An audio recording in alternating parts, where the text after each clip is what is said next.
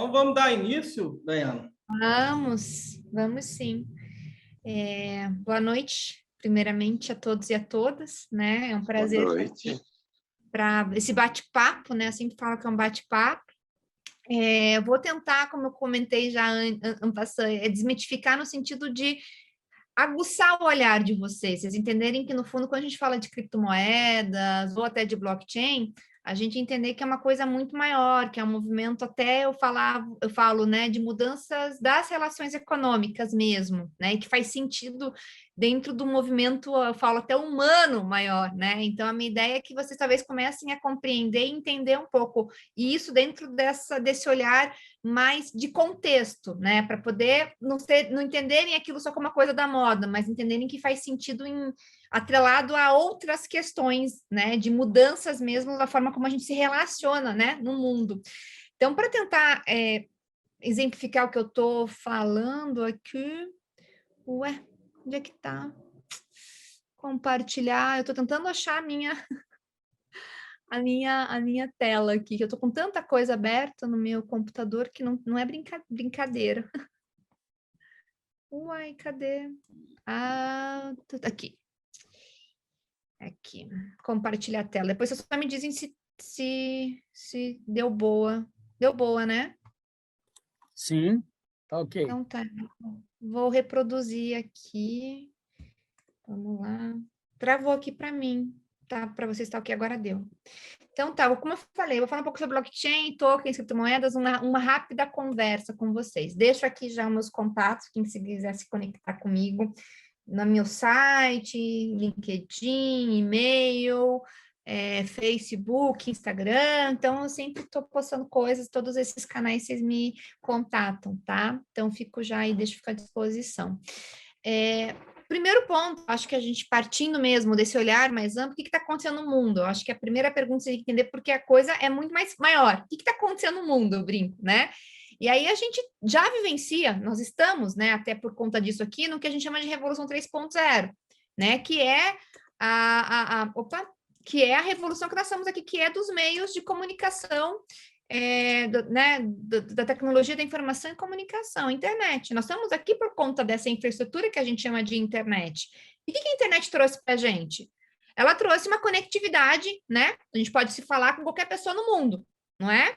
E qual que é o ponto da internet? A internet, a gente fala que a internet é a troca da informação. O que nós temos acesso são a informações. Tá?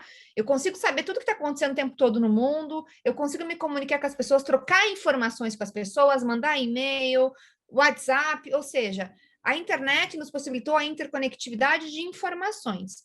Só que o que nós estamos vivendo hoje como um próximo, né, uma próxima etapa, ou até uma revolução relacionada à Revolução 3.0, ou seja, algo que vai vir para até modificar um pouco a forma como a gente já se relaciona, que é por meio da internet, é a revolução que chama de Revolução 4.0, em que nós começamos a falar de inteligência artificial, realidade aumentada e a nossa blockchain, por exemplo.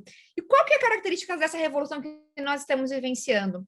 Eles começam a trazer um pouco da fundição entre o mundo real e o mundo digital. Porque até então, o que nós tínhamos com a internet? A gente tinha o mundo real, que é o nosso mundo que a gente relaciona, a gente troca informações pela internet, mas tudo está muito ainda no mundo do real, as relações são no real, né? Nós temos informação na internet, mas se a gente quer, por exemplo, fazer uma transferência do imóvel, nós temos que ter o cartório hoje, registro físico. Né? Com a Revolução 4.0, a característica dela é nós começamos a mudar, eu falo como se a gente começa a ter uma fluidez entre o que é o real e o digital. Então, quando eu falo, por exemplo, de inteligência artificial, o que eu estou falando? Estou falando de inteligência, ou seja, máquinas que estão conectadas numa rede, né, de comunicação internet, que vão estar no mundo real dirigindo carro, veículos autônomos. Quando eu falo de realidade aumentada, eu estou falando de pessoas que estão com o corpo físico no mundo real, mas que por conta de um óculos eles estão convivendo ou convivendo com outras pessoas no mundo digital, ainda que seja no real, ou seja, eu já começo a perder um pouco essa noção do real e do digital. E a blockchain, que é o nosso assunto de hoje, qual que é o ponto dela? Ela vem para ser o que a gente chama de internet do valor. Nós vamos começar a promessa, ou o grande ponto da blockchain é eu vou poder fazer transações de valor inteiramente no ambiente digital.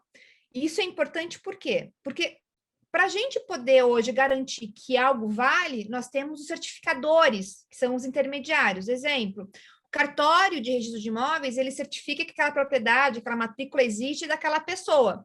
Se você vende teu imóvel, você vai até o cartório, ou seja, o certificador, para falar, olha, essa propriedade que é única, aquele apartamento, matrícula tal, na rua tal, que pertencia, por exemplo, ao Tiago, o Tiago vendeu, né, para o João Pereira, por exemplo, tá? Para o senhor João Pereira. Então, aquele imóvel que é único já não é mais do Tiago, é do doutor João Pereira. Então, eu tenho que ir até o cartório para aquele certificador, para aquele que a gente acredita e tem a fé pública, fazer a transferência falando, aquele apartamento já não é mais do Tiago, é do João, ou seja, dá a garantia de propriedade de uma coisa que é única e que tem valor para a gente. Da mesma forma, o dinheiro ele é emitido, o Banco Central tem todo um controle de quanto que é emitido, e os bancos, o que os bancos fazem? Eles fazem um controle de quanto tem na minha conta. Então, qualquer transferência que eu faço da minha conta, ele tem que o quê? Fazer o registro, contabilizar, que tirou tanto da minha conta, e eu mandei, por exemplo, para minha irmã, R$100, tinha 200, ficou 100, minha irmã tem mais 100 lá. Ou seja, a gente garantir que não há uma replicação, uma duplicidade de valor. Por isso, nós precisamos desses intermediários no mundo real, desses certificadores. O que a blockchain vem e está fazendo? Ela fala, não, nós não precisamos mais desse intermediário, nós podemos transmutar para o mundo inteiramente digital representações de valores de formas unívocas, e as pessoas vão poder transacionar valores, ou seja, trocar moeda, trocar propriedade de bens imóveis, de imóveis, por meio da internet, por meio, né, de uma infraestrutura em cima da internet, sem os intermediários e com qualquer pessoa no mundo. Então, quando eu falo que a coisa é maior, é disso que eu estou falando, porque no fundo nós vamos começar a pensar em fazer trocas de valores de forma mais segura e imutável, que é a razão de ser desses intermediários, num ambiente digital.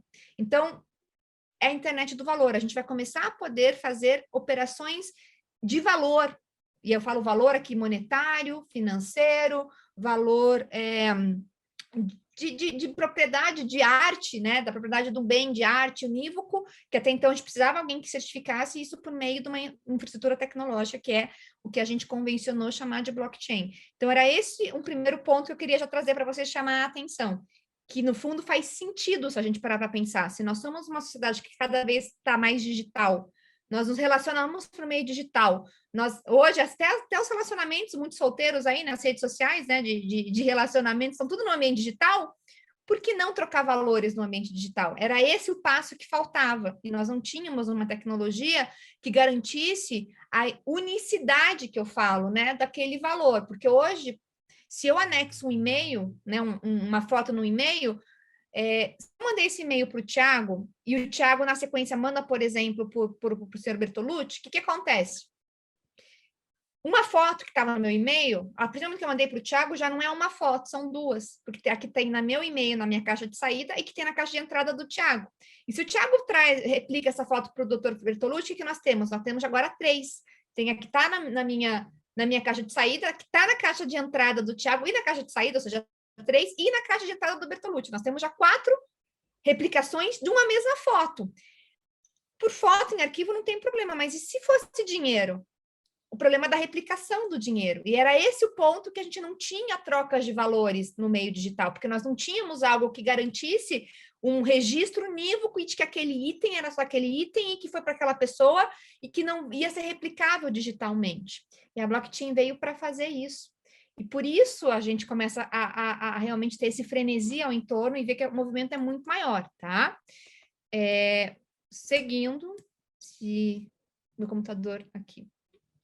Mas eu brinco que esse movimento ele é muito maior, né? A gente está falando da revolução tecnológica, mas a gente está vivendo hoje no mundo 3 revoluções na realidade, e isso a gente não pode perder de vista. A revolução tecnológica, né? A tecnologia está evoluindo. Então, internet, Big Data, impressora 3D, blockchain, nanotecnologia, robótica, mas a gente também está vivendo uma mudança das pessoas, as pessoas são diferentes. As pessoas do século XXI não são as mesmas pessoas do início do século XX, do início do século XIX.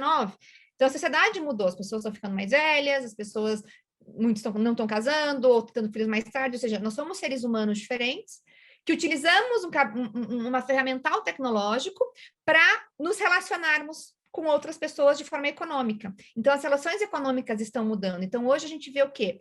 Pessoas diferentes que estão podendo estar utilizando a tecnologia para atingir relações econômicas que façam mais sentido para elas. Então, a gente começa a ver justamente novas formas de se relacionar economicamente. Então, a gente começa a ver, por exemplo, a ideia de armas autônomas, de drones entregando remédios, ou seja, a gente vê questões de alto risco, né, que a gente não vai colocar no ser humano, então a gente vai colocar um ferramental tecnológico, porque nós entendemos a consciência de, eventualmente, poupar os seres humanos nesse sentido, utilizar a tecnologia dentro desse valor humano, né? A gente começa a pensar em economia circular, né? Por conta do meio ambiente, proteção do meio ambiente. Então, reutilizar as coisas, né? E isso por meio de plataformas que conseguem permitir essa troca entre quem tem coisas usadas e quem tem interesse naquelas coisas usadas. A gente começa a pensar em smart grids de eletricidade, né? Da parte de energia, né? Então, a gente começa a utilizar, inclusive, internet das coisas, dispositivos de internet das coisas e blockchain para fins de registro de quantidade, né, de quantidade de energia e, eventualmente, troca, do tipo, a pessoa tá produzindo energia limpa de forma superafetária, ela transfere para a pessoa que está precisando. Então, se a gente começa a ver a utilização da tecnologia para fins de atingir valores que são importantes para a sociedade, utilizar a tecnologia em prol de relações econômicas importantes para a sociedade. E eu estou falando tudo isso porque é isso que a gente tem que entender. Quando nós falamos de revoluções tecnológicas, como é a blockchain, a gente tem que entender que a tecnologia é uma ferramenta a serviço do ser humano. E eu falo isso por quê? Porque se a gente for olhar o blockchain como ela surgiu como uma ferramenta tecnológica para atingir um propósito humano, tá? E que propósito humano, né? Gente, não consigo, tá travado aqui para mim.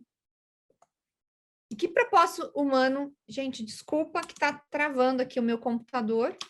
Até vou ter que sair um pouquinho aqui. Desculpa.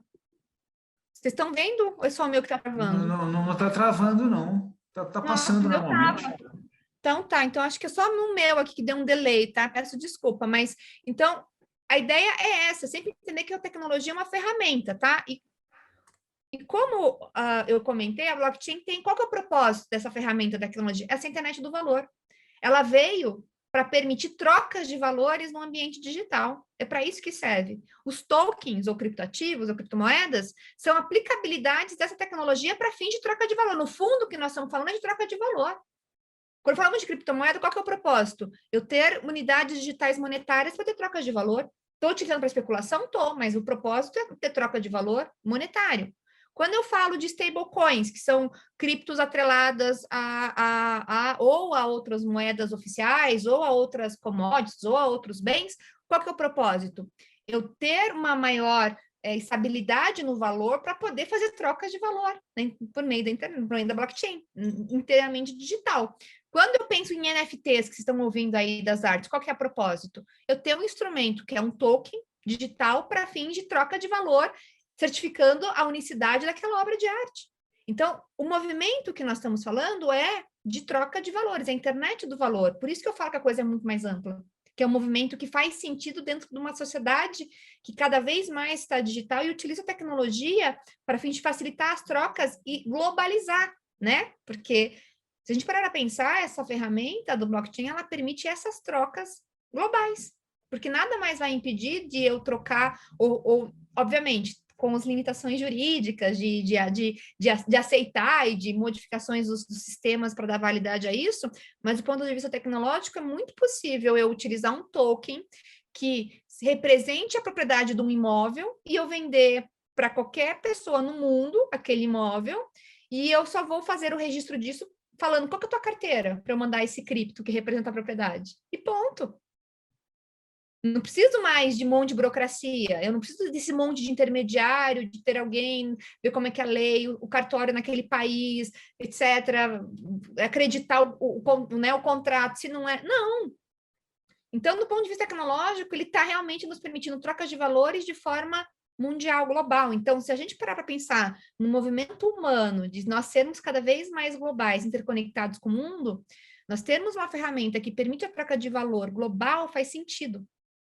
Eu acho que é esse o primeiro ponto que eu queria chamar a atenção para vocês terem esse olhar mais global desses movimentos, tá? Nós estamos em mais que, além de ser essa troca de valor, né, é uma mudança na forma como nós trocamos valores. Por quê? Porque como é que nós trocamos valores hoje? Como é que nós garantimos que aquele valor, ele existe, é daquela pessoa, por exemplo, uma propriedade do imóvel, que aquele imóvel pertence à Daiana. Como é que hoje a gente faz isso? Por meio de intermediários de confiança, ou seja, cartório. Eu tenho um ente centralizado que tem as informações e ele é acreditado pelo Estado, então ele é que garante que aquilo existe.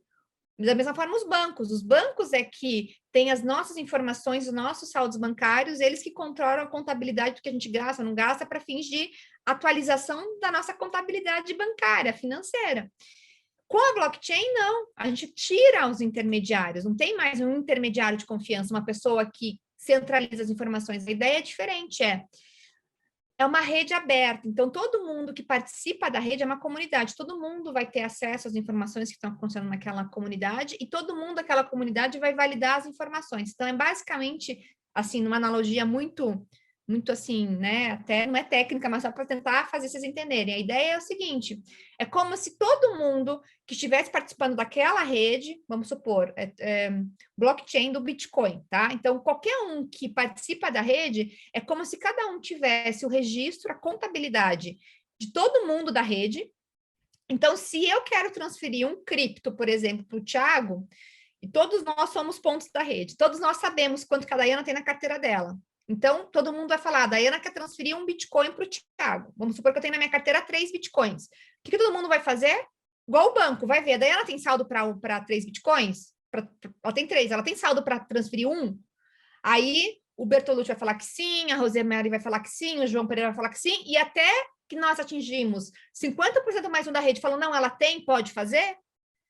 Quando chegar nesse 50% mais um, eu vou transferir e vai ser validado, e vocês, todo mundo vai daí atualizar as suas contabilidades falando, a Daiana tinha 3, menos 1 que foi para o Thiago, a Daiana agora tem 2 Bitcoins, e o Thiago, vamos supor que tinha 1 Bitcoin, agora tem 2, de forma automática. Então, em vez de ter uma pessoa que tem essa informação, é como se todo mundo fosse vigilante um dos outros, tivesse informação e a comunidade valida aquilo. Então, a mudança é de uma centralização, de uma coisa centralizada, de um controle centralizado, de uma contabilidade centralizada, que é o que a gente vive hoje, os bancos têm as informações, os cartórios registram as informações, para algo que é distribuído. Por isso que vocês escutam falar que a blockchain ela é uma contabilidade distribuída, porque a ideia é essa, que todo mundo da rede tem as informações e consiga trocar. Então, como se fazer essa internet do valor, tirando os intermediários, trazendo a tecnologia, e a tecnologia de forma distribuída, de todos os pontos da rede validam. Então, a mudança também é de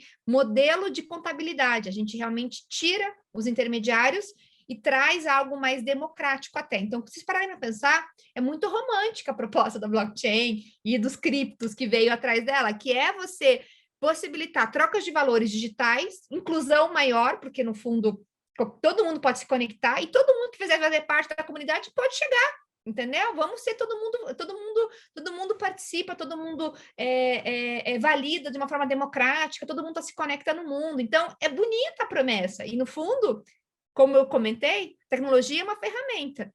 E essa blockchain foi criado dentro dessa mentalidade libertária mesmo, né? Então, isso é interessante a gente ver, porque a tecnologia veio para isso e disso começou a trazer um monte de outras promessas de democratização, globalização e trocas de valores em um ambiente digital, democrático, distribuído e global. Então, é muito romântica a promessa da blockchain, né? Como não se apaixonar, né? Eu me apaixonei perdidamente, né? Caí no conto da blockchain. Então, as palavras-chave, quando a gente fala de blockchain, é desintermediação, distribuição e essa governança, ou seja, essa validação e governança pelos partícipes, pela comunidade, tá? E olhando hoje, entendido, digamos assim, esse panorama geral, olhando agora o mercado cripto, eu trouxe esse panorama das startups para vocês verem que a dominância é de aplicabilidades da tecnologia blockchain no mercado financeiro. Porque é natural. A blockchain, a primeira blockchain, aplicabilidade de blockchain foi o Bitcoin. E o Bitcoin, ele tinha por promessa trazer uma moeda para troca de valor monetário, sistema financeiro. Ele veio para desromper o sistema financeiro. Então, nada mais natural de que a maior parte das aplicabilidades iniciais se dessem no ambiente financeiro, porque era um ambiente que a gente sabe que era extremamente centralizado, né?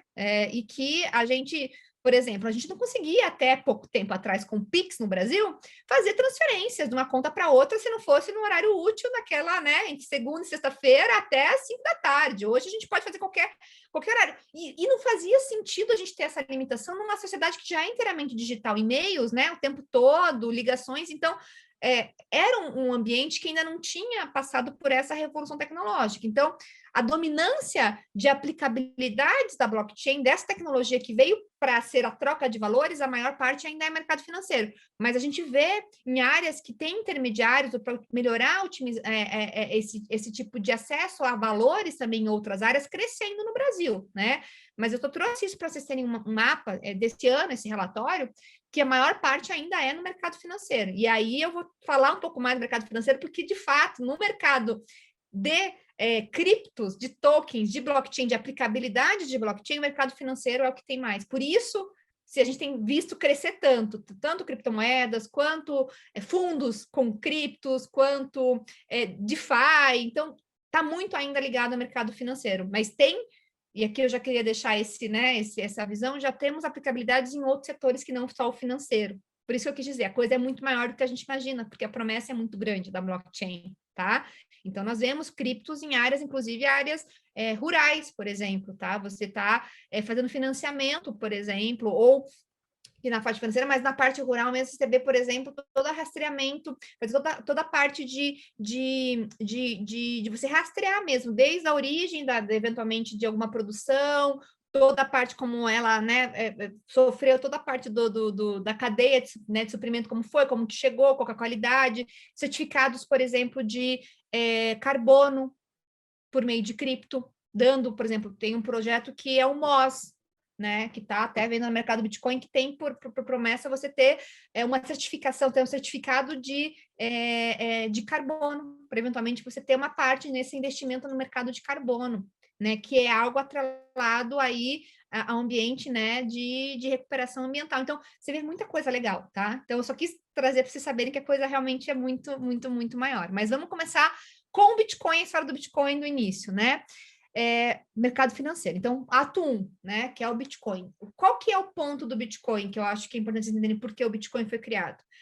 As pessoas que criaram o Bitcoin, pseudônimo de Satoshi Nakamoto, tá? Ninguém sabe, quem já leu um pouquinho sobre Bitcoin, ninguém sabe exatamente quem é o Satoshi Nakamoto, tem indícios de que seja, mas a teoria que mais aceita, digamos assim, para os curiosos, é que, no fundo, é um grupo de cypherpunks mesmo, que tem a ideologia de... O que é um cypherpunk? A minha privacidade, meus dados são meus, o Estado não tem nada a ver com isso. Então, nós vamos criar uma forma de poder trocar valores monetários sem o Estado. Porque o Estado não tem que ficar sabendo do meu patrimônio, eu sou uma pessoa livre, etc. O que eu falo que o que motivou a criação do Bitcoin foi isso, foi essa ideologia, tá? Então, esse senhorzinho que tá aí é o Satoshi Nakamoto, que tem o nome de Satoshi Nakamoto, mas não é o Satoshi Nakamoto do Bitcoin.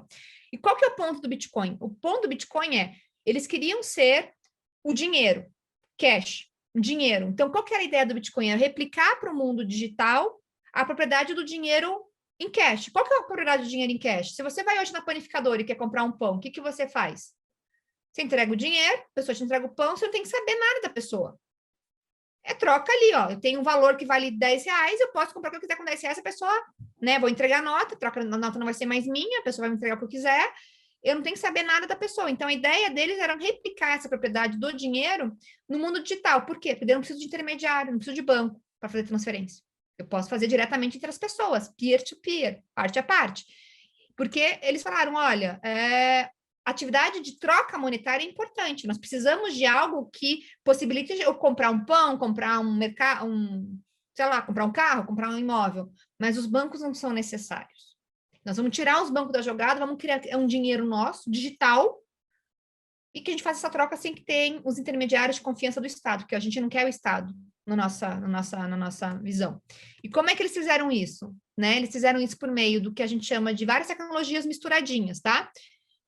Distributed Ledger Technology, esse DLT, que é uma rede distribuída, tá? Criptografia, hash, árvore, até a teoria dos jogos para estimular o comportamento. Eu não vou entrar aqui, né? Porque acho que não é esse o propósito, mas mais ou menos é um monte de tecnologia, tá? Que permitiu chegar a esse ponto de registro de forma imutável, segura, e que, no fundo, o que é a blockchain?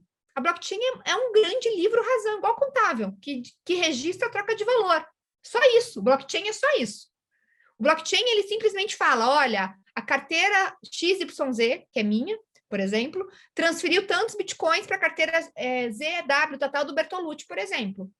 O que vai fazer a blockchain? Ela vai registrar isso. Ela vai deixar aquilo registrado de forma imutável, segura e auditável. No fundo, o blockchain é isso. Ela é um grande livro-razão, né, imutável, que está aí para qualquer um da rede, das trocas de valores. É só isso que é a blockchain, né? Trocando, e os criptos são o quê? São as aplicabilidades, é a forma que a gente consegue estar movimentando esses valores e a blockchain vai registrando, tá? Basicamente é isso. Só que, eu brinco, a brincadeira evoluiu, o Bitcoin veio para ser a moeda, uma troca, uma moeda privada, então, ao invés de eu mandar euro para o Bertolucci, né, por meio da instituição financeira, por exemplo, a gente faz isso por meio do Bitcoin. O Bitcoin é a nossa moeda, nosso meio de troca. Ou seja, tira o Estado, tecnologia permite a gente trocar e a gente troca valor, porque a atividade bancária é importante, a troca é importante, o banco não é importante.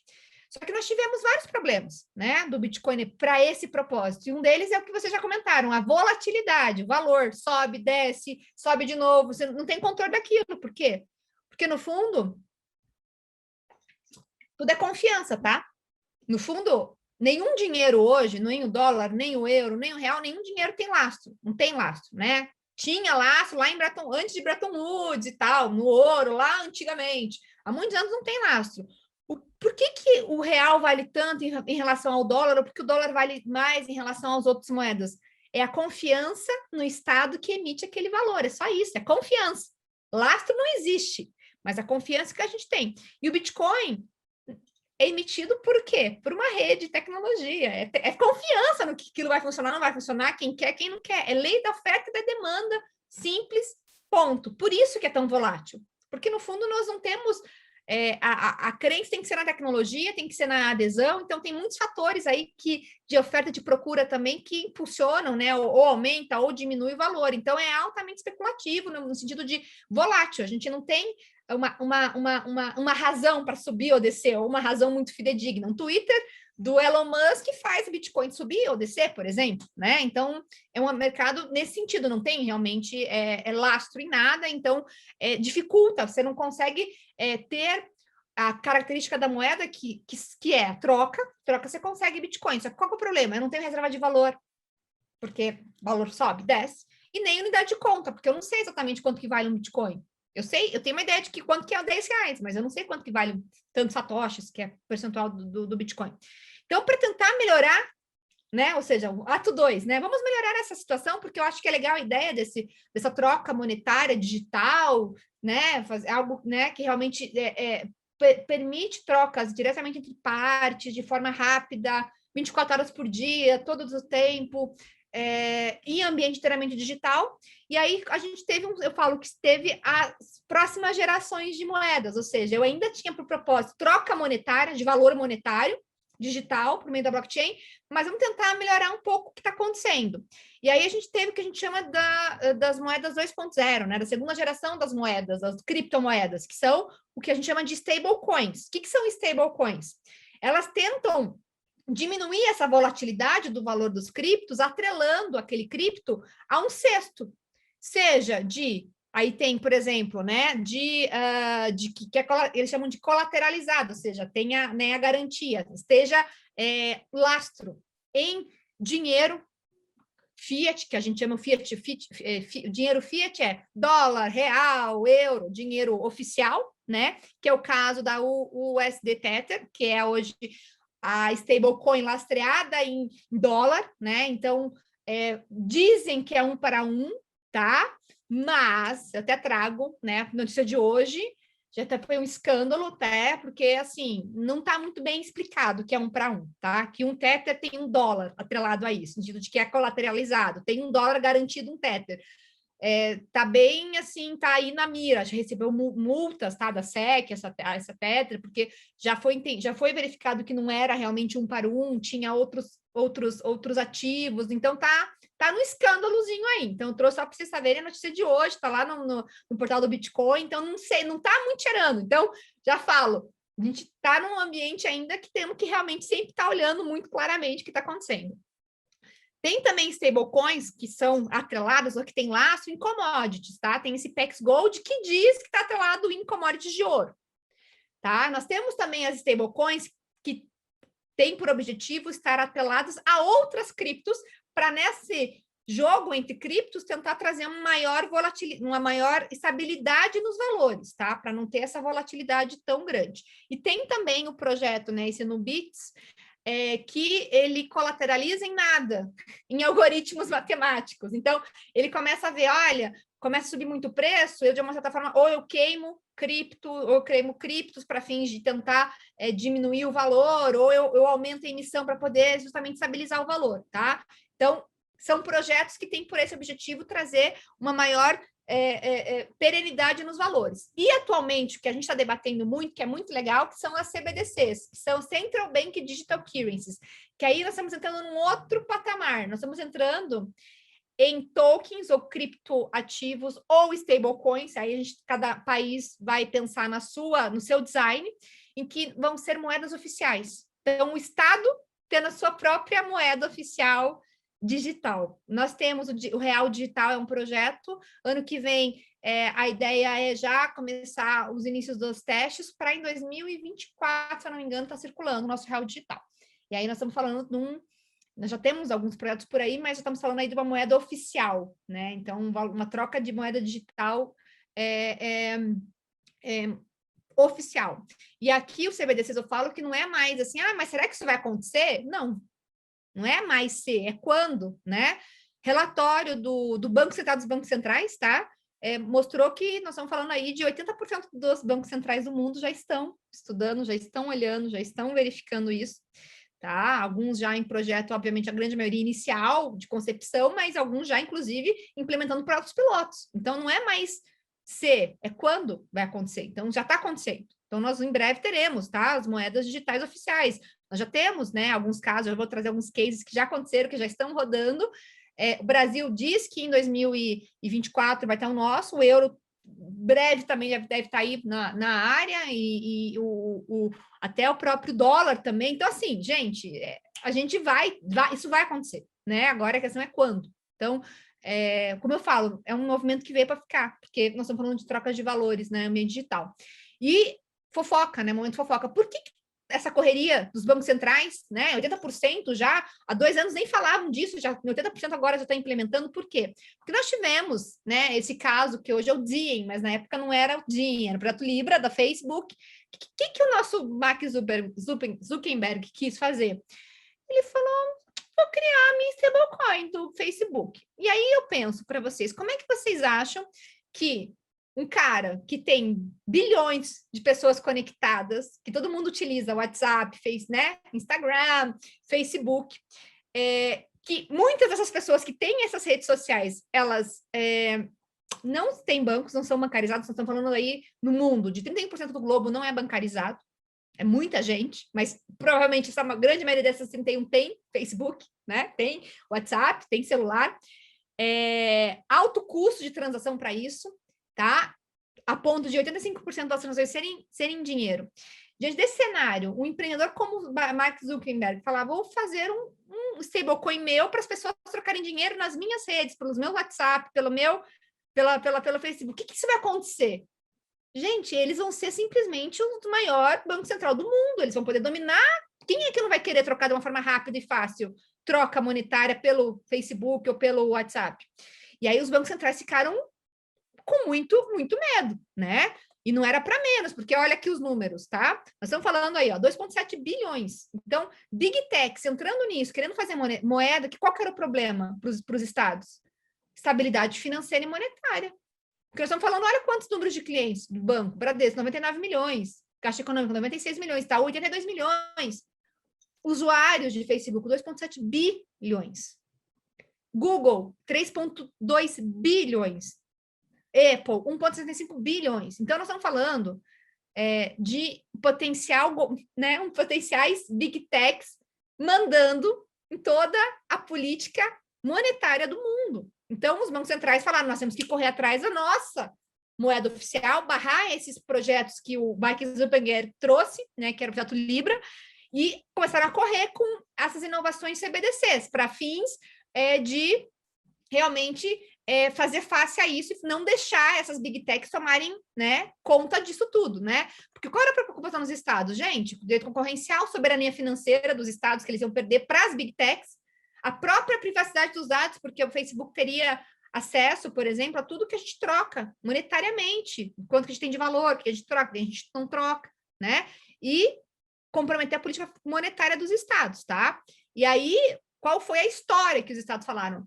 No fundo, a fofoca correram por conta do Facebook, tá? E eu conto que eu estive em 2019, eu estava fazendo meu doutorado lá na Europa, e eu fui no fórum lá da OCDE, de blockchain, em 2019, e a discussão na época era esse projeto Libra, que estava, né, tinha sido lançado há pouco, e teve um debate com os presidentes dos bancos centrais europeus. Eles estavam, assim, a gente verificava, era notável, eles estavam bem incomodados com isso, era algo que realmente estava ali, estavam preocupados, estavam debatendo se não pode, teve um debate bem acalorado, inclusive, que tinha um representante do Facebook lá, então foi bem divertido ter presenciado esse debate.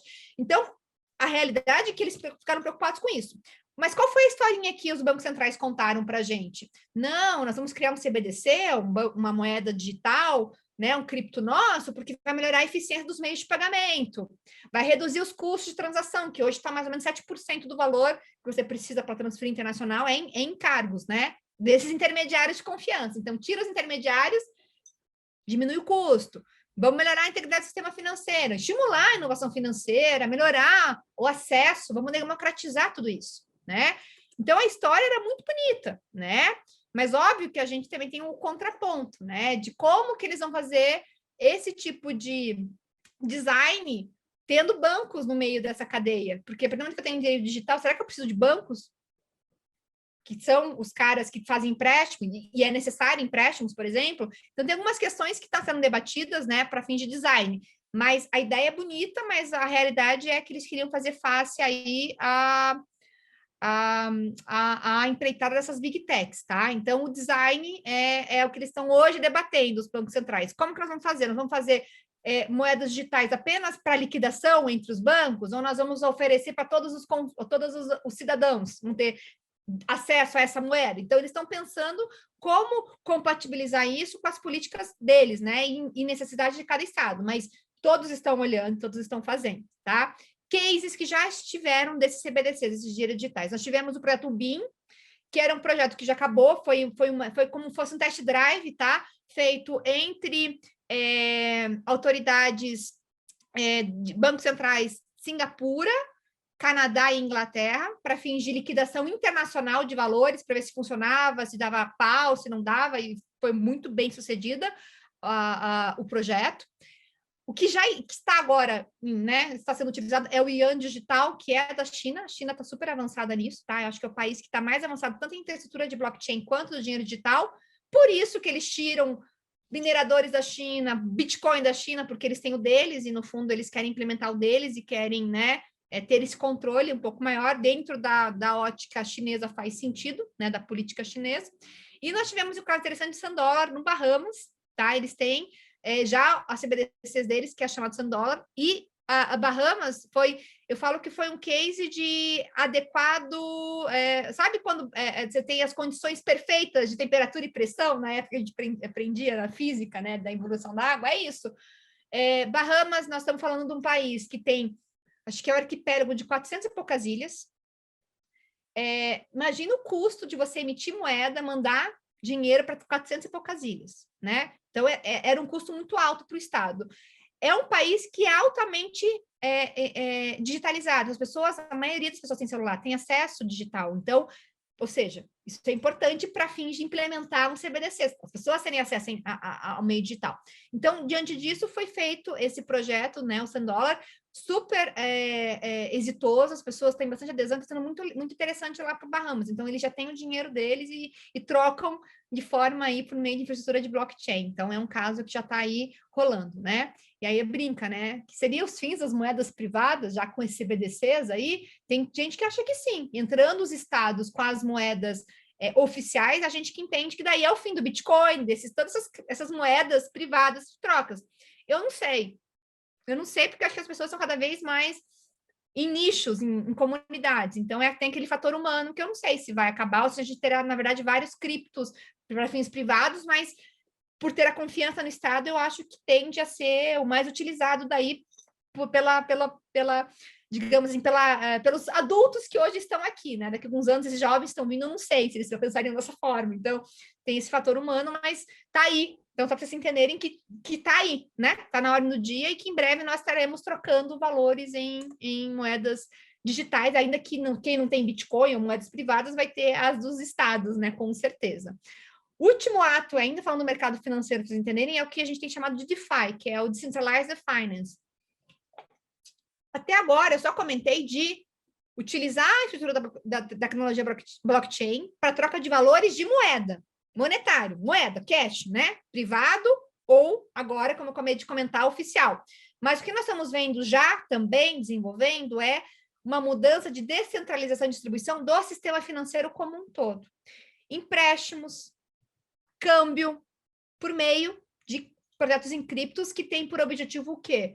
Eu desatrelar, né, as atividades financeiras dos intermediários de confiança. Então, não estou mais falando apenas de trocas monetárias, estou falando de todo o sistema financeiro ser descentralizado em tecnologia. Então, eles falam abaixo os intermediários, os bancos, os câmbios, as corretoras, vamos todo mundo se conectar por meio da tecnologia.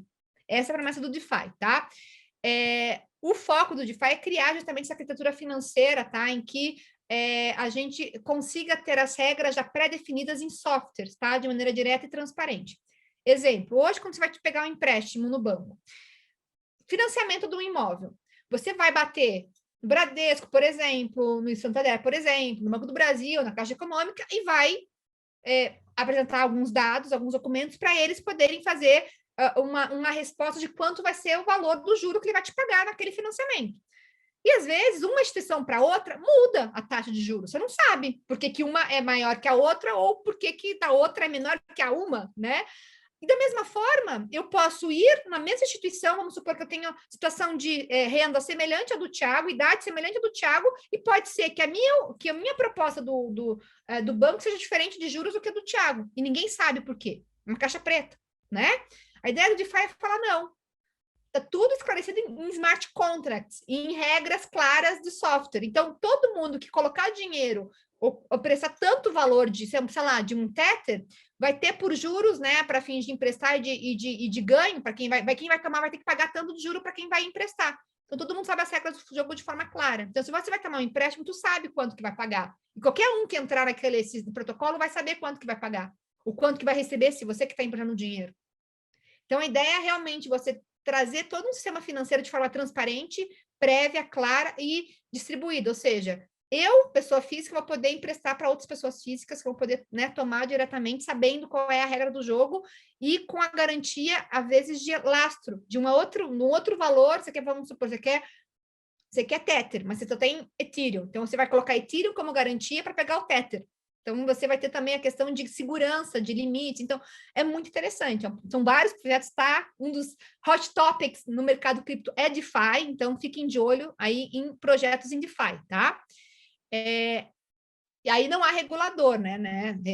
Não há atividade regulada, né? E não há restrição de base geográfica, tá? Então, a ideia é essa, você ter um mercado financeiro mundial, tá? Só que qual que é o problema, por outro lado? A gente não tem todas essas garantias, né? Nesse momento. Tem que garantir a boa-fé de quem está fazendo os projetos. Porque você não tem a exigência de conhecer Know Your Customer, anti-lavagem de dinheiro, compliance, ou seja, temos esses gaps nesse momento. E aí nós temos que muito nos atrelar à rigidez ou à idoneidade de quem está fazendo esses projetos, mas são gaps que nós estamos tendo que começar a enfrentar no mundo jurídico, tá? Eu comentei que normalmente os protocolos ainda estão junto à rede do Ethereum, mas a gente já vê algumas outras redes, Solana está tendo alguns projetos, tá? E em DeFi aí. Mas a ideia é essa, realmente a gente poder ter regras claras, transparentes, né? Para qualquer um no mundo que quiser emprestar dinheiro numa plataforma, ou seja, trocas mundiais de tudo, de câmbio, de empréstimo, etc, tá? Os desafios inúmeros, né?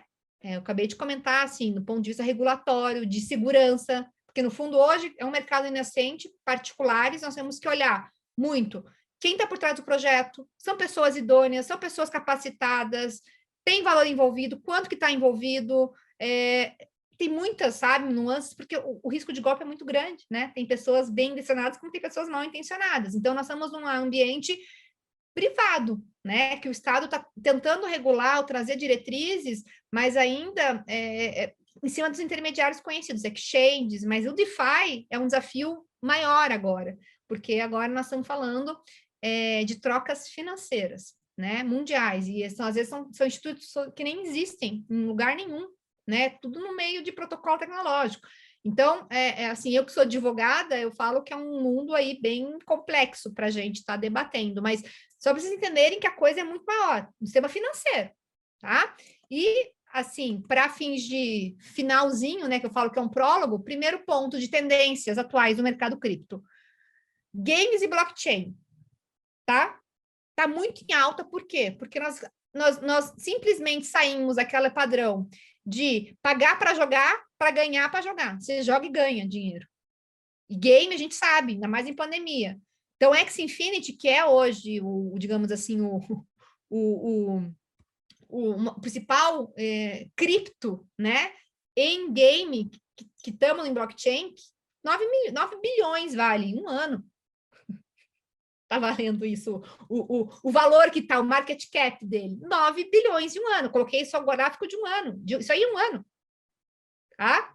Outra grande tendência, tokenização de tudo, que eu comentei com vocês, que é troca de valor. Então, você vai pegar ativos no mundo real, transformar em representação digital e fazer essa troca. Exemplo, o mercado Bitcoin está já fazendo essa questão com precatórios. Então, você pode adquirir em cripto um token que representa uma participação num crédito de precatório, que vai ser pago. Nesse caso, esse sexto, eu acho que era de São Paulo, tá? Ou seja, tokenizando, eu estou pegando um ativo do mundo real, transformando uma representação digital e utilizando essa troca em ambiente digital, né? Mercado Bitcoin. E o non-fungible tokens, que são os NFTs, tá?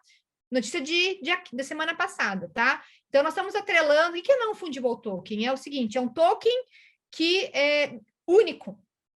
Porque o que acontece o Bitcoin? O Bitcoin não é um token fungível, tá? Não fungível, ele é um token fungível. Então, se eu tenho um Bitcoin A e troco um com o Bertolucci que tem um Bitcoin B, tanto faz. Bitcoin A igual dinheiro, tanto faz. Se é R$10 com a série, né? Seriada do número XZ ou outro R$10. É a mesma coisa. Vale 6 por meia dúzia.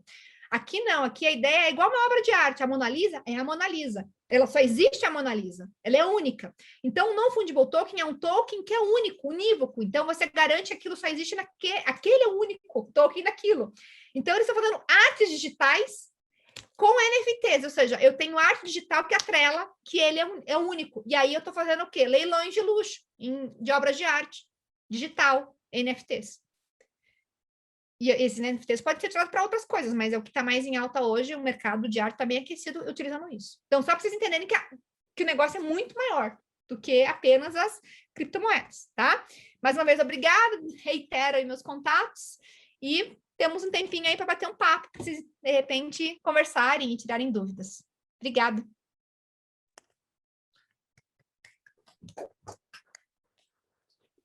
Ô, doutora Dayana, né? Muito obrigado, né, por essa palestra aí. Sem doutora. Te agradeço muito por esse tempo, né, que você forneceu para a gente. Foi bem solícita quando entrei em contato. Eu sou seu aluno da pós-graduação, né? Então, te agradeço muito mesmo por essas informações que está em voga hoje, né? É um assunto bem pertinente, né? E bem interessante para a nossa organização aqui, né? Então, recebemos hoje aqui, companheiros, a doutora Dayana Udry, procuradora do Estado do Paraná. e fico lisonjeado com a sua presença, mais uma vez, muito obrigado, e deixo a palavra para algumas dúvidas aí eventuais. Podem ficar à vontade, companheiros, por favor.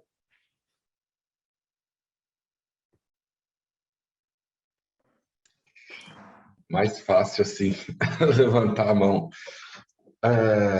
O que eu estou vendo é praticamente uma repetição, né? Desde quando a gente não tinha dinheiro, trocava produtos, aí passou a ter dinheiro, aí inventaram a conta no banco, que você era CPF, mais nome, mais não sei o quê, criaram os bancos que tinham só números de conta, não identificavam o proprietário, né? Vamos dizer assim. E é como se fosse uma OLX grande, né? Só que com dinheiro. A OLX não chama atenção porque o pessoal geralmente vende coisa usada e de valor baixo. Até carros, né? Mas sempre usados. Essa questão aí que você falou de o pessoal que não tem banco vai utilizar. O pessoal que tem banco e tem muito dinheiro tem motivo para utilizar também, né? Essa guerra aí entre os governos é que vai ser terrível. Questão de imposto, registrar a transação. Você hoje faz compra internacional pela internet, né? Pode pagar ou não imposto, né? Acho que até aí no Paraná, né, que recebem as encomendas, o correio. Mas você comprou, né, uma criptomoeda, a compra da criptomoeda. Você vai depender de quem aceite para você poder comprar alguma coisa com ela. Ela não é simplesmente um investimento. Ela vai funcionar como dinheiro mesmo. É isso? Vai ser as duas coisas? Então, a proposta do Bitcoin foi ser, como você bem disse, como a gente trocava, permutava, né? Utilizava, sei lá, sal como meio de troca antigamente, a gente está agora falando, não, nós temos uma moeda privada, digital, que tem por propósito ser esse instrumento de troca, tá? Ser moeda mesmo. Esse é o propósito do Bitcoin, e como é uma moeda privada, não é oficial, não tem curso legal como é o real, que qualquer um tem que aceitar, porque a lei diz que tem, é isso mesmo. Se você quer usar como troca, você tem que depender da pessoa que vai aceitar, como se você quisesse dar um carro, como se você quisesse dar qualquer coisa, tá? Esse é o propósito. Agora, o que está acontecendo? Como ela é um bem, vamos falar aqui como um bem, uma coisa, né? Um bem intangível, que tem essa volatilidade de preço, o que as pessoas estão fazendo? Investimento, como investimento. Tradando, né? Ou o que a gente fala aqui nos termos, né? De trade, tipo, faz o trade lá, né? De especulação diária, ou quem faz o holding, que segura, porque acredita que aquilo vai evoluir, então vai segurar até um certo valor para depois vender, ou seja, fazer investimento. O propósito do negócio era ser um meio de troca, uma moeda, mas a realidade tem mostrado que hoje ele é muito mais, o Bitcoin muito mais um investimento do que uma moeda de troca. A sociedade deu esse uso para ela, tá? E a volatilidade é comum em todas as moedas. Se um presidente de um país fala uma besteira, no outro dia a moeda dele está lá embaixo, né? E a manipulação da moeda, vamos dizer, se eu tiver bastante, de manhã eu compro, todo mundo vê o movimento, de tarde eu vendo, antes do pessoal perceber. O mais curioso nisso tudo é o lastro, operações, né? Onde está o lastro disso aí? Tem. Não tem, né? Não tem, não precisa. Não tem. É direto. Não tem. Não tem nem sal como lastro. Não, é direto. Não tem. O que tem, como eu falei, tem essas stablecoins, que são a segunda geração, que tentam trazer algum lastro para tentar diminuir a volatilidade. Mas é como eu disse, por exemplo, esse Tether, que era um Tether para $1, já está tendo escândalo.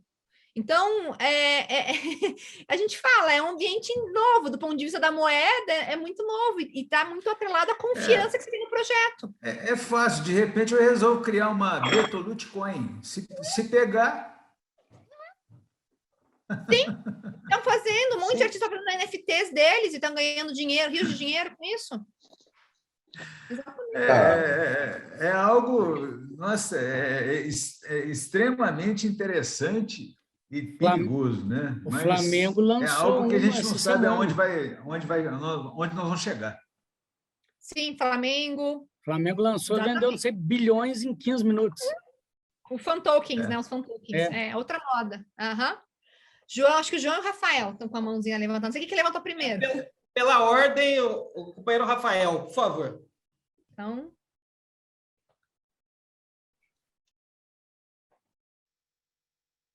Está mutado, Rafael. Vamos lá. Eita. Agora, acho que agora vai. Desculpa, é porque como eu estou na mesma sala que o Thiago, aí a gente precisa mutar o dele primeiro. Primeiro, obrigado aí pela palestra, Dayana. Muito obrigado. E é muito bom a gente aqui, né, que já trabalha com cripto, né? Hoje eu já trabalho com cripto há muito tempo, né? E hoje eu sou daquela parte além de ensino também, mas eu sou trader, né? Eu acabo faço operações todo dia, né? Day trade, hold, né? Swing, mas a minha maior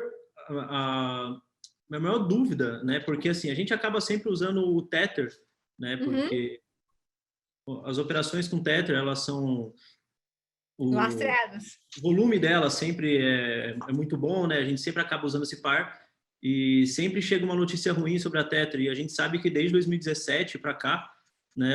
A gente entende, né? Que o Tether ele também inflou um pouco o preço do Bitcoin, porque quando entrou nesse mercado, né?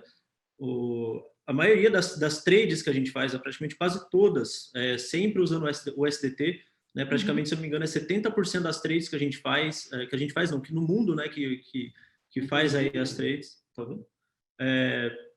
Dos ativos, então a gente sempre vai utilizar o Tether. E tempo atrás, acho que faz uns 4 dias, que a Tether foi multada, né, em 40 milhões de dólares, né, teve uma multa, então a gente acaba ficando preocupado que, por exemplo, a gente acaba operando todos os dias, né, e a gente tem aquelas carteiras de hold, né, que a gente sempre separa, e a gente fica pensando se o Tether realmente não conseguir provar que eles têm toda essa reserva, que eles não têm essa reserva de dólar que eles falam, em outras coisas, e o que será que poderia acontecer? Será que realmente poderia influenciar de uma forma muito negativa em cima do Bitcoin e também das outras alt? Né? Eu até digo eu até conversei com amigos aqui, analistas aqui, eu acredito que o inverno cripto, que eu digo que pode ter uma grande correção, pode ser também juntando com esse problema da Tether, que se eles não conseguirem comprovar, eu acho que isso vai influenciar de uma forma muito forte, muito negativa e pesada em cima do Bitcoin. Aí eu queria que você me falasse um pouco se a gente teria, se você indica que a gente realmente busque outras stablecoins, né, hoje tem a BUSD, que é a moeda da Binance, que é a plataforma que a gente sempre está operando. Tem a USDC, que também já teve alguns probleminhas no passado, né, com a SEC, né, por causa dessa coisa do dólar. Então, a minha dúvida é essa, se a gente realmente tem que estudar, a nossa empresa tem que ficar estudando, buscando algumas alternativas para que a gente não venha a sofrer muito dessa parte negativa da Tether.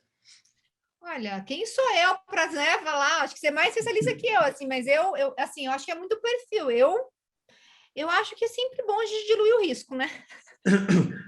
Né? Mas é uma questão de entender o que está acontecendo, porque a gente está vendo que está na crista, né? E a gente sabe que, às vezes, uma ventaninha, algo que está muito forte, pode realmente ter um efeito muito maior, né? Num mercado que é altamente nascente, que é altamente baseado em confiança. Mas é uma opinião aqui de alguém que, assim, não é investidor trader, né? Eu tenho pouca coisa holding mesmo, né? Mas eu sempre estou estudando coisas novas, assim, entender, porque eu acho que é um ambiente altamente risco. risco altíssimo, né? A gente sabe que qualquer coisinha, qualquer Twitter, às vezes mal feito, o negócio vai, né, para não só o Bitcoin, como, né, várias altcoins, né? Ou, por exemplo, ontem ninguém estava entendendo por que a Cardano não estava subindo, estava todo mundo subindo, a Cardano não subia tanto quanto queria, e aí todo mundo está na esperança, mas será que vai agora no mês que vem, porque não sei o quê? Então, assim, é ambiente que a gente, no fundo, está num monte de achismo, né? Mas eu sempre acho que é melhor, assim, se tá tendo essa fumaça, por que não olhar outras coisas? Eu acho É isso aí.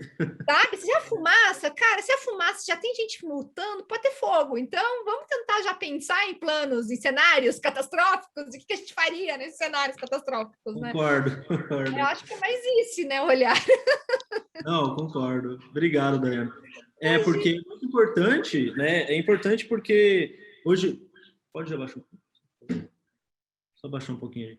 É que nessa questão, por exemplo, você falou aí da Cardano, né? Da Cardano, hoje as pessoas ficam, mas por que a Cardano subiu? Mas como a gente fica olhando o gráfico toda hora, a gente às vezes meio que esquece o mundo e só vê o que o gráfico está dizendo para a gente, né? Você deu o exemplo do Elon Musk aí na palestra, né? Teve o exemplo do Elon Musk, né? De quando o Bitcoin caiu lá de uma forma absurda lá, muitas pessoas sempre vão acreditar que foi por causa do Elon Musk, tal, não sei o que, o Twitter do Elon Musk, mas a gente que está analisando o gráfico, a gente viu que já estava caindo, já estava em um movimento de exaustão, aquele mercado já estava, né, as baleias já estavam vendendo lá em cima, e o Elon Musk, ele só entrou nadando ali, tipo, falando, foi eu que falei, tipo, mas não foi nada disso. Então, eu hoje acredito, né, que o Bitcoin é muito menos influenciável, né? Eu acredito que os presidentes eles podem influenciar de uma forma extremamente negativa nas moedas dos países deles, tá? E os países, qualquer outro país do mundo, como a China tentou várias vezes, né, excluir o Bitcoin, falar do Bitcoin, que o Bitcoin vai morrer, que não sei o que, exclui nos países afeta muito, só que no Bitcoin não afeta tanto. De uma forma que quando a gente olha o gráfico realmente do Bitcoin, que ele nunca teve uma tendência de baixa na história. Então, você vê que por mais que os países tentam lá derrubar o Bitcoin, falar que é uma moeda que não serve para nada, que é isso, que é aquilo, então... Eu não entendo muito de gráfico, sabe? Ele é menos influenciado. Né? Você sabe, então, na verdade... O maior problema que eu acredito é nessa parte das stablecoins, que o Bitcoin, ele hoje é utilizado muito para trade, né, para ter lucro, né? Hoje já é um mercado muito forte, né, de realmente você operar o dia inteiro e ganhar dinheiro, né? Mas eu acredito que a Tether ela vai, né, infelizmente, se realmente não se comprovar, ela vai afetar de uma forma muito negativa, muito mais do que o Elon Musk, muito mais do que a China, né? Sempre vem falando Bitcoin.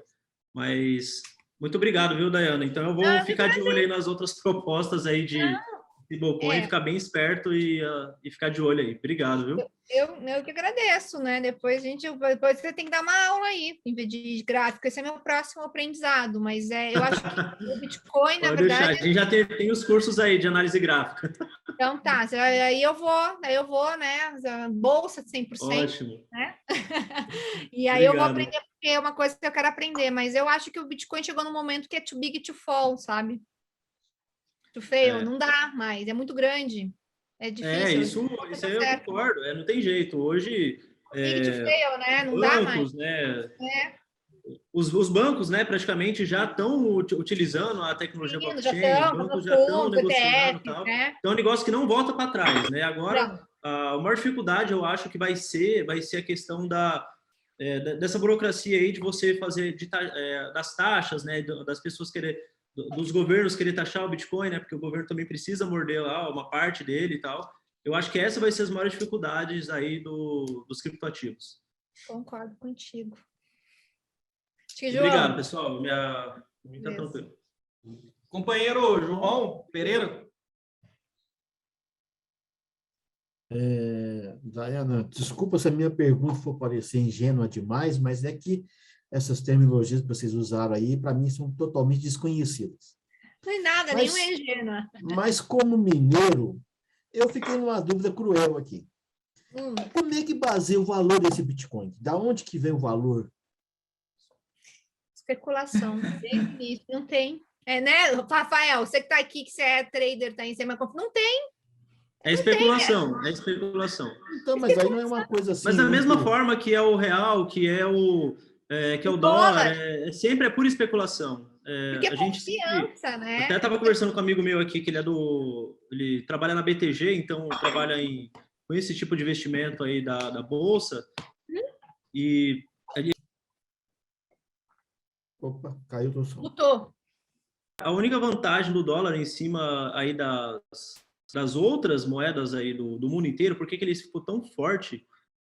Porque o petróleo, né, que é a maior commodity aí do mundo, é cotado em dólar. Então, por isso que... Mas ali, se você pensa ali que o dólar, a SEC pode chegar lá e colocar um botão e imprimir quanto de dólar ele quiser. Beleza, mas por que tem aquele valor ali que o cara quis colocar um monte de dólar ali, né? Apertou um botão e imprimiu milhões de dólares, né? E o Bitcoin é uma coisa... A maior diferença do Bitcoin é que ele é deflacionário, né? Entendeu? Então, de acordo com o tempo vai passando, o Bitcoin ele vai gerando uma escassez, porque o Bitcoin ele vai parar de... em 2120 vai ser minerado o último Bitcoin. Então, cada ano que passa, corta pela metade de produção. Então, ele vai ser mais escasso. Então, o que acontece? O Bitcoin você pode pensar ali mais como ouro, né? Então tem alguém Mas comprando. isso já está regularizado? Mais como ouro, Isso uma já reserva está de... regularizado? Pensar. Ali que o valor dele vem mais disso, né? De como ele vai ser difícil minerar no futuro, como vai ser difícil as pessoas terem Bitcoin. Então, o valor dele vai vir, ele é muito... vai crescer. Que tem dentro do Bitcoin, é mais nessa questão de reserva de valor que esse preço dele acaba agregando. Isso é o meu ver. Assim, de uma forma o meio... Bitcoin é um fator 100. Nunca vai passar de 100 Bitcoins. Eu não sei explicar mesmo, pessoal. Eu sou meio ruim para isso. Mas... porque foi essa a programação inicial. Tudo é código. Então, foi codado para ser assim. Então, no fundo, ele já foi codado para ser aceito. Exato. Então, o valor dele vem, eu acho que o valor dele é disso, entendeu? É a proposta que ele vem trazer inovação. Esse, então, é o lastro do Bitcoin. Sempre dou uma dica para quem começa a mexer com esse mercado, sempre entender a tecnologia, que foi a aula que a Dayana deu hoje. Ela explicou realmente a tecnologia, o que ele vai inovar. Então, o Bitcoin ele veio para realmente trazer inovação, ele junto com as outras criptomoedas. Então, daí que você agrega o valor naquilo, né? Ou seja, você... Que é o valor que a comunidade, os partícipes atribuem, entendeu? Por isso que eu falo, não tem laços, tipo assim, não tem nada que dê valor. O que dá valor é a tecnologia, o protocolo, da forma como foi feita, sabendo que a potencialidade, essas variáveis, a comunidade que quer, atrela o valor a isso. Entende? Então, é uma questão de oferta e demanda. Então, assim, são fatores de confiança na tecnologia, no protocolo, na quantidade que vai ter e quanto que você está disposto a pagar pelo que tem disponível. As commodities são caras porque elas são escassas, se você for pensar assim, né? Por exemplo, o ouro não é uma commodity, mas eu estou falando assim, tipo de petróleo. Petróleo é extremamente difícil, né? De você hoje, vou furar um buraco aqui, vai ter petróleo. Não vai. Então, a questão de escassez também agrega muito. É complicado. Aí, doutor, Dayana, desculpa, só para finalizar, né, uma pergunta minha. Eu sou contador, então os meninos aqui são meus clientes, então eu tenho uma dificuldade em relação à permuta, né? Eles fazem transações todos os dias. Na minha apuração mensal, né? O fato gerador, para ter o imposto, tem que ter o fato gerador, né? E o fato gerador, nesse caso, seria o quê? Quando ele liquida essa Tether para real, ou quando ele fica fazendo movimentações entre cripto para apurar imposto, para gerar uma DARF para pagar, seria somente quando ele liquidar essa Tether para real, para ele fazer o saque? Não tem posicionamento da Receita, não temos nada a respeito, e os tributaristas, na qual eu me insiro, né? Que a gente estuda, a gente debate, temos posicionamentos que a gente tende a entender que há fundamento para ser apenas quando você faz a realização para real, mas tem manifestações da Receita e indícios que podem levar a ter problemas. Eventualmente, a Receita pode ter, tem outros casos que não é de cripto, mas que são casos, por exemplo, de ações, de permuta de ações, que podem trazer problemas. Então, é isso que eu te falo, não tem. Tiago, só uma partezinha aí. Eu creio que é quando você já converte para real. Porque até então, quando você está aplicando em Bitcoin, isso é uma aplicação, isso é investimento. Quando você vai resgatar, transferir para real, eu creio que você tem que recolher o imposto aí. É o que eu acho, mas eu estou te falando que tem brecha, tá? Na própria Receita e no próprio CARF. É esse que é o problema. Eu concordo, eu penso assim. Tudo muito inédito, né? Isso aí, é tudo muito novo. E a Receita tem posicionamento de permuta de ação. Permuta de ação, você está trocando uma ação por outra. E mesmo assim, eles entendem que o único que é a questão que se atrela naquela questão da permuta com torna ou sem torna de imóvel, mas falam que é só para imóvel.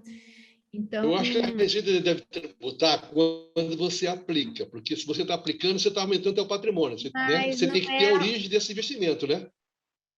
Mas não é bem exatamente assim. Eu entendo o teu posicionamento, mas do ponto de vista de análise jurídica, não é bem assim que eles entendem. Assim, não é bem exatamente, porque não é bem uma aplicação, né? No fundo, você está adquirindo um bem, um outro bens de direitos, está entrando outros bens de direito. Então, a interpretação é diferente. A nossa lei de imposto de renda é bem... é bem sacana, digamos assim, né? Da abertura. Eu estou te falando que eu entendo. Ela quer arrecadar de qualquer jeito. Então, mas, assim, não tem nenhum posicionamento, tá? Não se manifestaram ainda a Receita. As pessoas, né, que eu conheço têm feito só quando a realiza mesmo, mas a gente só fala dar esse disclaimer de que tem brecha. É isso. Entendi, doutora, mas muito obrigado pela resposta aí. Alguém mais?